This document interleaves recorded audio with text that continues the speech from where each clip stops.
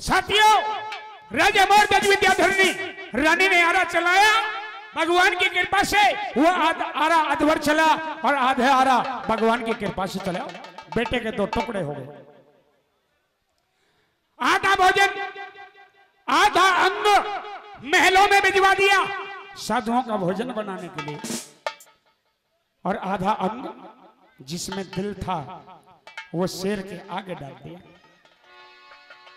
सजनों, जिसमें वो दिल था वो अंग शेर के आगे डाल दिया।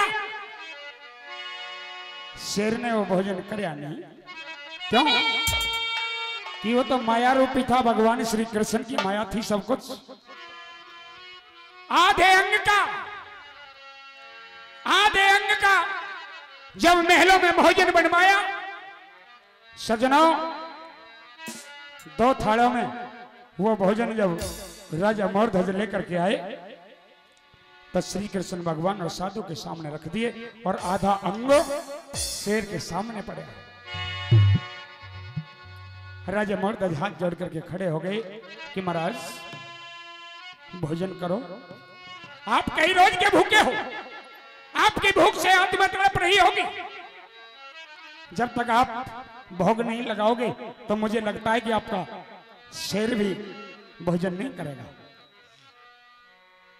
श्री कृष्ण भगवान सजनों भगत के प्यार में, भगत की भावनाओं में बस करके सजनों आंखों में आंसू ले आते हैं कि महाराज मेरे से कोई गलती हो गई कि आपकी आंखें नम हो गई। मैंने आपके 3 वचनों के अनुसार दान दिया, अपने बेटे को चीर दिया, आधे का भोजन तुम्हारे लिए बना दिया, आधा अंग शेर के सामने डाल दिया। अब क्या चाहते हो कि हम ऐसे भोजन नहीं करेंगे? कि क्यों? कि हम भोजन जब करेंगे कि जब अपने बेटे धीरधज को बुलाओ।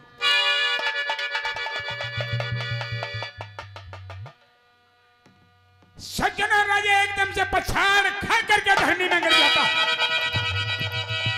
श्री कृष्ण भगवान खड़े हुए, अपने भगत को उठाया और कहने लगा, हे परम भक्त दानवीर, क्यों, क्या हुआ?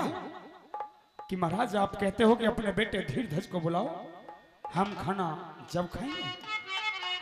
कि हाँ, राजा रानी हमारे साथ में होंगे, इकलौता पुत्र धीरधज होगा और हम और हमारा शेर, हम 6 प्राणी बैठ करके एक साथ खाना खाएंगे। कि महाराज जिसको मैंने हाथों से चीर दिया, जिसका आधे का भोजन बना करके तुम्हारे सामने परोस दिया, आधा अंग शेर के सामने डाल दिया, महाराज वो पुत्र मेरा कहां से आएगा? कि हे राजन, राजा मोरध्वज और श्री कृष्ण भगवान के बीच में सवाल जवाब हो रहे हैं इस रागनी के द्वारा। आइए सुनते हैं क्या कहते हैं भगवान श्री कृष्ण और क्या कहता है राजा मोरध्वज। आइए सुनते हैं। हेलो,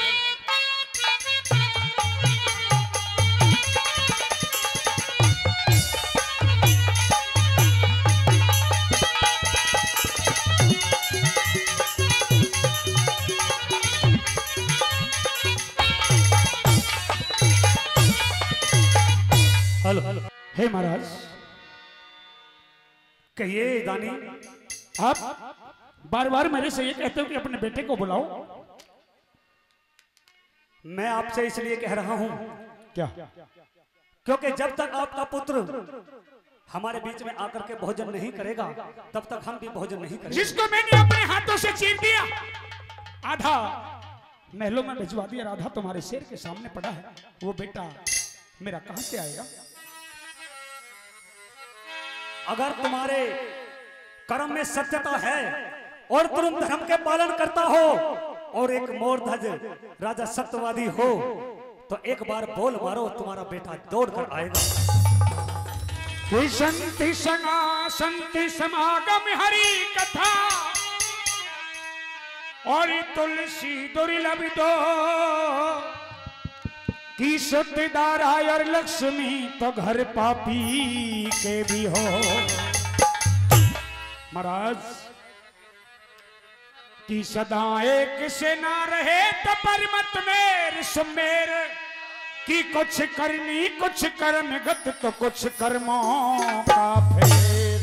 महाराज जी अब तुम कहना क्या चाहते हो?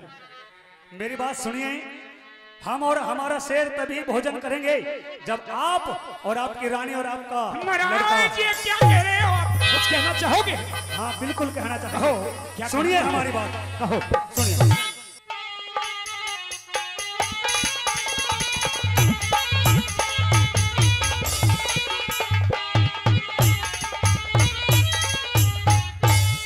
ओ बेटे ने बोल मारो,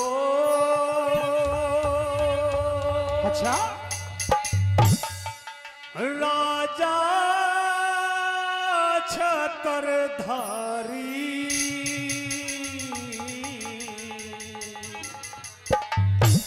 हाथों से चीर दिया हुई खत्म कथा सारी। बेटे ने बोल मारो, राजा छत्रधारी, हाथों से चीर दिया हुई खत्म कथा सारी। हाथों से चीर दिया हुई खत्म कथा सारी।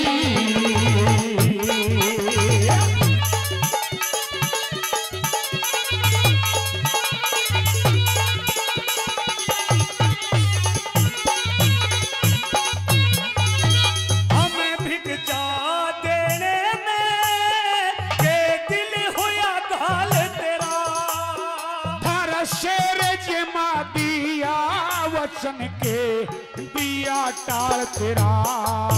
थारा शेर जमा दिया वचन के दिया टाल तेरा। बेटे की याद करके और दिल घाल तेरा, मेरे और संतान नहीं था इकला लाल मेरा। मेरे और संतान नहीं था इकला लाल मेरा। यो झूठा ख्याल तेरा, यो झूठा ख्याल तेरा।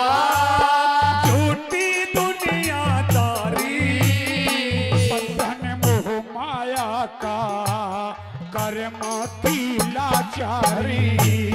बंधन मोह माया का कर्म की लाचारी।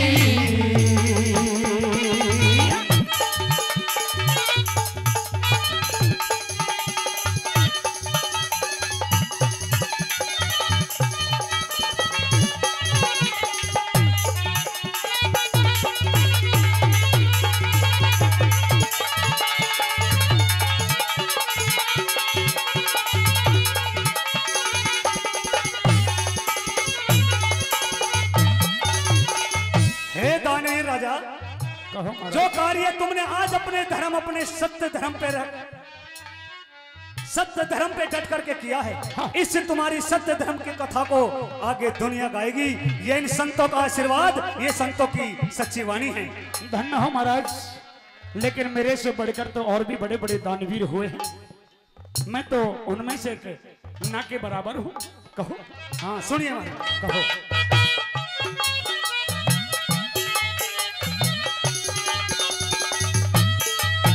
तू दानवीर राजा, कथा तेरी दुनिया गावेगी। श्री हरिश्चंद्र शिव ते कथा मेरी नीचे आवेगी। श्री हरिश्चंद्र शिव ते कथा मेरी नीचे आवेगी। तेरी यानी पुत्र वधू कैसे टेम बितावेगी। कंगना भी खुला नहीं रो रो मर जावेगी। कंगना भी खुला नहीं रो रो मर जावेगी। कैसे दिल समझावेगी, कैसे दिल समझावेगी। बेटे की महतारी, दिल पे पत्थर धर के सबर कर लेगी दुखियारी। बोल मारो राज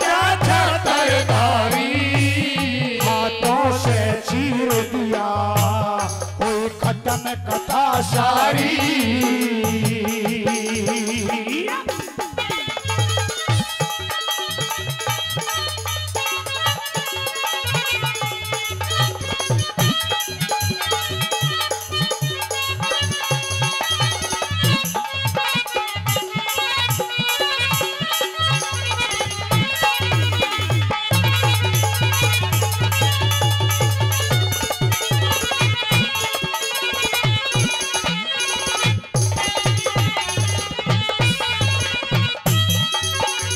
महाराज कहिए।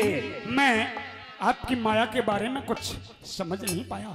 एक तरफ आप कह रहे हो कि तुम्हारी पुत्र वधू यानी कैसे टाइम बितावेगी, हाँ, और एक तरफ तुमने मेरे बेटे को भी चिरवा दिया और मैंने हाथों से चीर दिया तुम्हारे वचनों की खातिर। हाँ, तो महाराज एक तरफ ये कह रहे हो कि बेटे की माँ रो रो करके मर जाएगी, कैसे टाइम बितावेगी, कैसे ममता को रोक पाएगी। महाराज मैं आपकी माया को कुछ समझ नहीं पाया। समझ जाओगे दानवीर राजन, समझ जाओगे। महाराज मुझे अब समझाओ। अब हमारे पास ज्यादा टाइम नहीं है, अब तुम जल्दी से अपने बेटे को बुलवाओ। नहीं महाराज, मैं जब तक नहीं जाने दूंगा तुम्हें, जब तक मुझे इस माया के बारे में समझाओगे नहीं। बताओ। हाँ सुनिए हमारी बात। सुनाओ।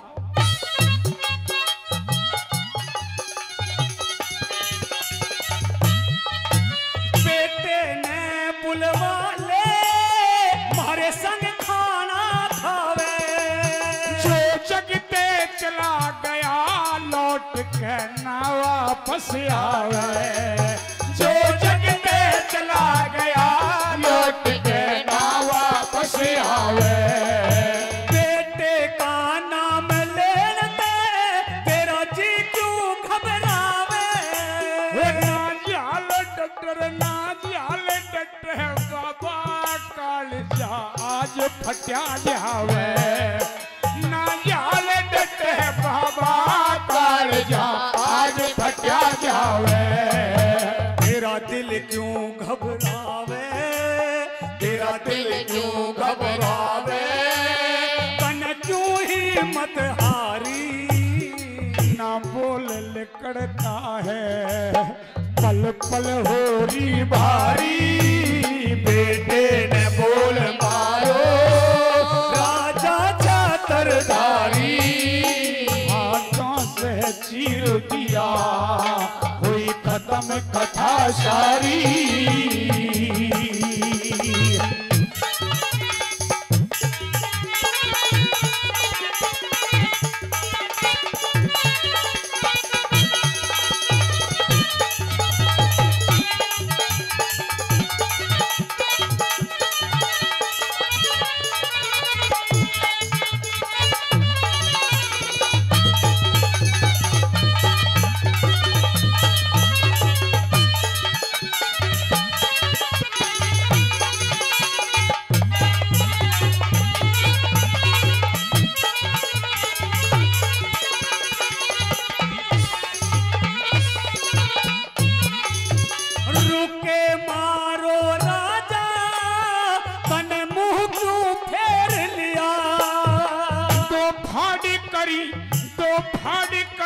खुद ने करे उसका ढेर दिया। दो भाड़ी करी खुद ने करे उसका ढेर दिया। बेटे की ममता ने तू राजा घेर लिया। इन हाथा तह चीरा शेर के आगे घेर दिया। इन हाथों से चीरा शेर के आगे घेर दिया। जब सिंह सुर टेर दिया, जब सिंह सुर टेर दिया। सुरेश की रंगत न्यारी। हरे राम फैसला रोज कथा लिखता न्यारी न्यारी। बेटे ने बोल मारो राजा छातरधारी। हाथों से चीर दिया हुई खत्म कथा सारी। हाथों से चीर दिया हुई खत्म कथा सारी।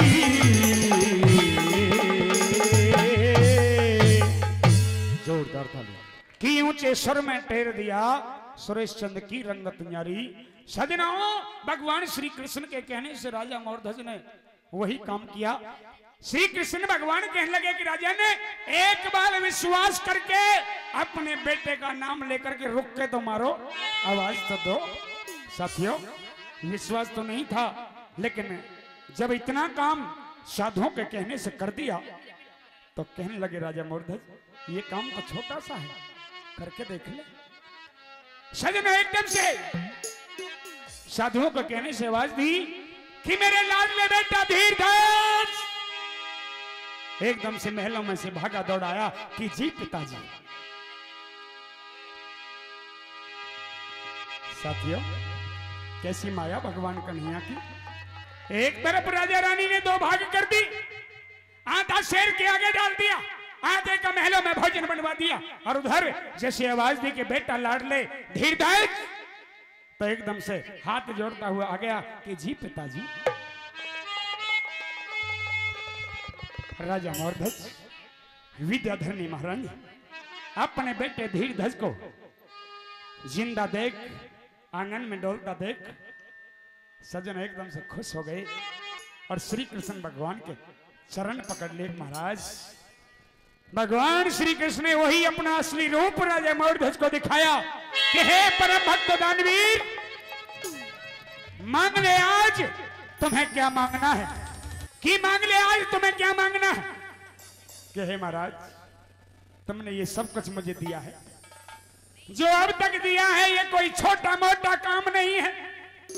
नहीं, आज जो दिल खोल करके तुम्हें मांगना है वो मांग लो। मैं तुम्हारे दान से अति प्रसन्न हूं, अति प्रसन्न हूं। आज जो मांगोगे तुम्हें वही मिलेगा। कि महाराज, आपका दिया हुआ सब कुछ है, अगर देना ही चाहते हो तो पहले वचन भर लो। श्री कृष्ण भगवान को वचनों में बांध लिया राजा मोरध्वज ने। जैसे राजा मोरध्वज को कृष्ण भगवान ने वचनों में बांधा, उसी प्रकार से राजा मोरध्वज ने भगवान कन्हैया को वचनों में बांध लिया कि देना चाहते तो वचन भर लो। कि राजन, मैं तुम्हारे वचन भरता हूं, मांगो। क्या मांगना चाहते हो? कि महाराज, मुझे राजपाट, धन दौलत, सोना चांदी, हीरे मोती जवाहरात कुछ नहीं चाहिए, तुम्हारा दिया हुआ सब कुछ है, लेकिन आने वाले समय में मैं यही मांगता हूं, अगर देना चाहते हो तो मेरी झोली में इतना दे दो कि आने वाले समय में जिस तरह की परीक्षा तुमने मेरी ली और किसी की परीक्षा मत लो। कि जाओ तथास्तु, आने वाले युग में जिस तरह की परीक्षा हमने तुम्हारे ली, मैं किसी की इस तरह की कड़ी परीक्षा नहीं लूंगा। क्या महाराज?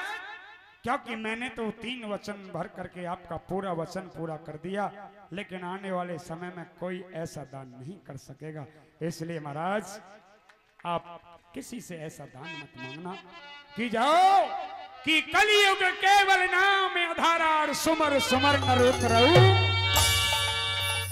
कलयुग में केवल मेरे नाम की भक्ति होगी, मेरे नाम से ही लोगों का कल्याण होगा। मैं किसी की परीक्षा इस तरह से नहीं लूंगा।